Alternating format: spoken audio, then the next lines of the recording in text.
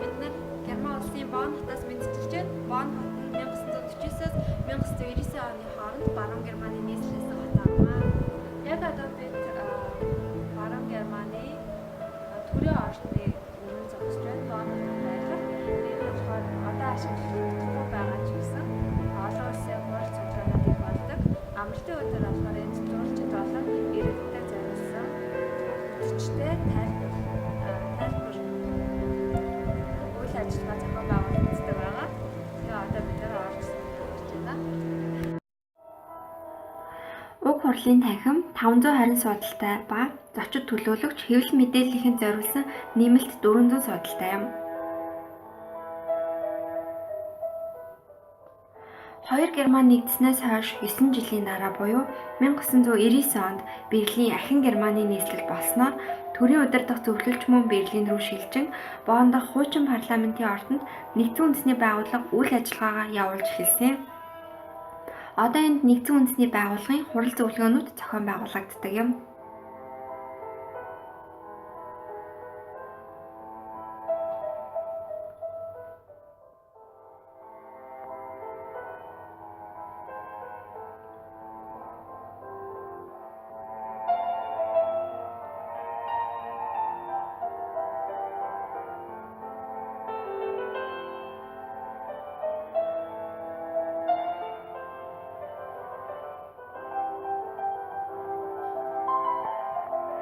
Парламентын гишүүдийн албан өрөө байсан байрлалд одоо Германы алдарт Deutsche Welle телевиз үйл ажиллагаагаа явуулж байна.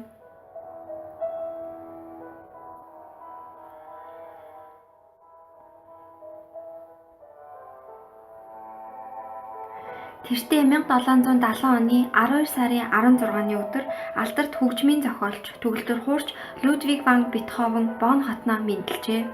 Өдгөө түүний мэндэлсэн байшин гэр музей болсон бөгөөд түүний анхны гар бичмэл төгөлдөр хур зэрэг нь хадгалагдаж байна.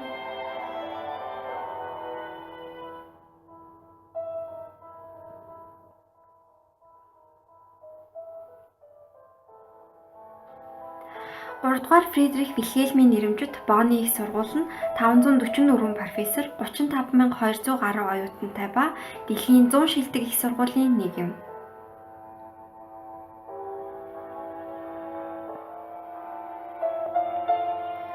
Швейцараас их аван Герман Францаар урсдаг Райн мөрөн Бонн хотыг чимэн урсдаг.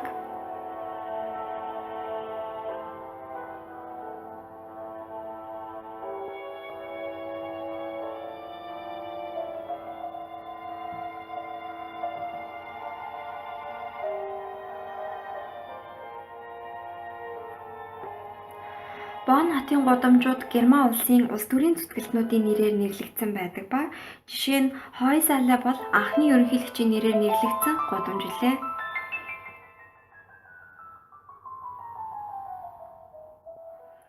Дэлхийн 2 дугаар дайны үед Бонн хот хамгийн багаар сүйтгэгдсэн ба хуучны үзэсгэлэнт барилгуудыг та эндээс харах боломжтой.